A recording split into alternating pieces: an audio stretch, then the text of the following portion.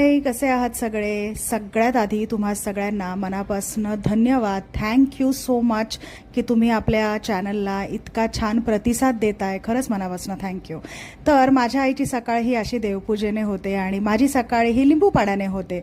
आज माझी आई डोंबिवलीला परत चालली आहे. मस्त 4 दिवस माझ्याकडे राहिली आणि आता ती जाते आहे.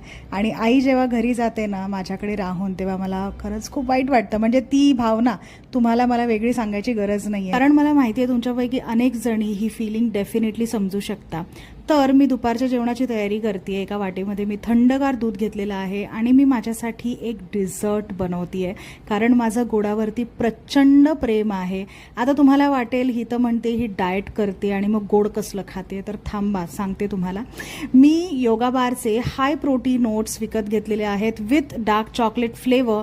याचा रिव्ह्यू मी इंस्टाग्रामवर, यूट्यूबवरती खूप बघितला होता, ऐकला होता लोकांकडनं आणि मला असं वाटलं मी याला ट्राय करायला हवं, कारण ह्यामध्ये शुगर नाही आहे, कुठल्याही प्रकारचे प्रिझर्वेटिव्स नाही आहेत.